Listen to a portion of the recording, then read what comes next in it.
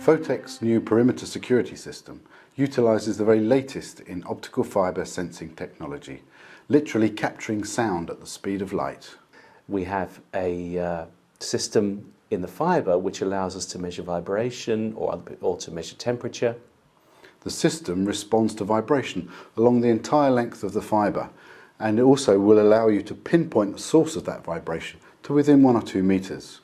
In our field trials, we've shown that we can detect people walking near to the fibre as well as vehicles driving near to it.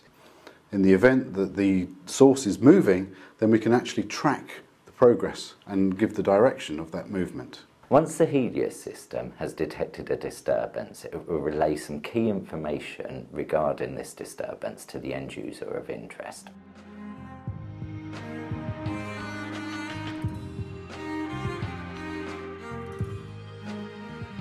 Okay, we're now going to run a demonstration of the Helios unit's web application when the unit is running in detection mode.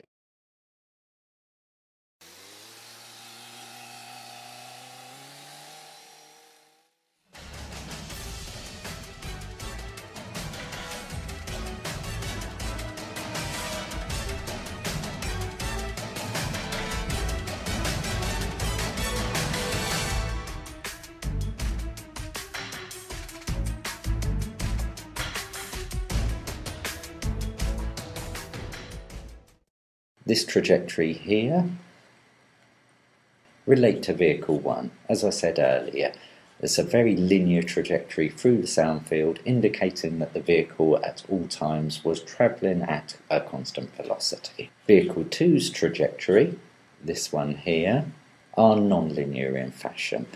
In this instant the vehicle was accelerating from standstill, highlighted by the fact that the trajectory the gradient of the trajectory lessened over time. It overtook vehicle 1, accelerated away, and then started to slow, indicated by the fact that the gradient increases as it goes further along the fibre.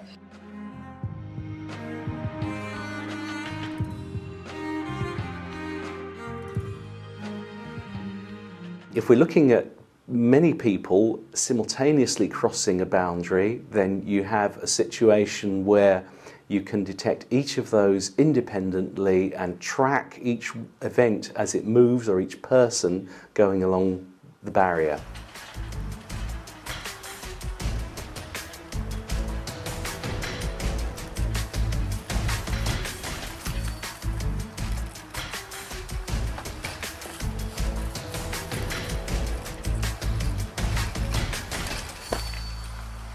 And we can see when we look at this 2 diagonal trajectories as mentioned earlier, the first one here, relating to the first person as this event started earlier in time and at a slightly shorter fibre distance, around 296 metres.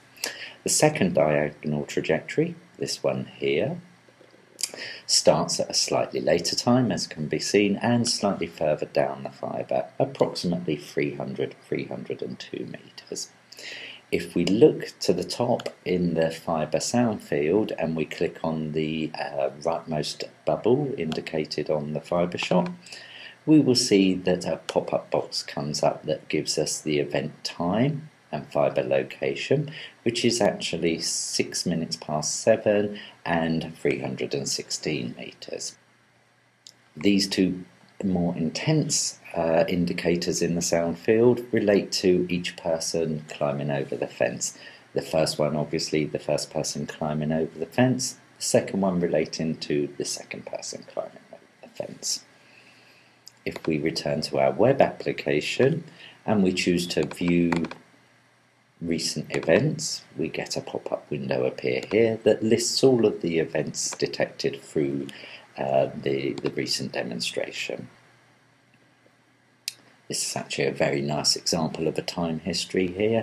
I'll just move it to the centre of the screen for ease of viewing. What we see here at the beginning of the time history is just the background electronic and optical noise while no disturbance is being detected. We actually have, through the detected disturbance, a clustering of three sub-events as such. So this first sub-event relates to the person's hand as he grabs the fence. The second event is actually the person's foot as he raises his first foot and puts it approximately halfway up the elevation of the fence to aid some leverage to climb over. And finally, this third sub-event relates to when the person is on top of the fence and his full body weight is exerted onto the fence structure. Finally, as the time history comes to an end, you can see that he has by now jumped off of the fence and the fence is just vibrating to free decay and return into a resting state. The sensing element is a passive optical fibre cable. It's discrete, is non-detectable and has no electromagnetic footprint. I presume that what would be an obvious problem for a sensor would be if it were easily detectable, because then you'd know where to circumvent it and how to attack it. If you bury an optical fibre in the ground, then once it's buried, you'll have a great deal of difficulty finding it again.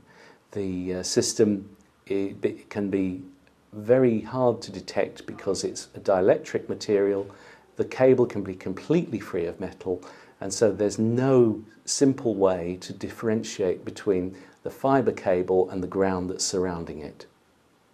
It has a huge range capability, monitoring borders or perimeters over many, many kilometres. Since we're using light in communication fibre that is typically very low loss, it's one of the best, clearest transmission media known to man.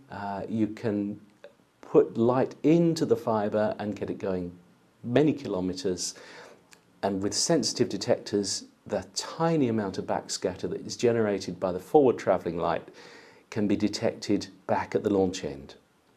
So we have long range capability thanks to the fibre's low loss. So we have there, I think, some strong advantages for optical fibre distributed sensors. The fact you've got long range due to the fibre's low loss, low cost due to the intrinsic low complexity of the sensing medium that you're using, and thirdly, the robustness to interference and crosstalk.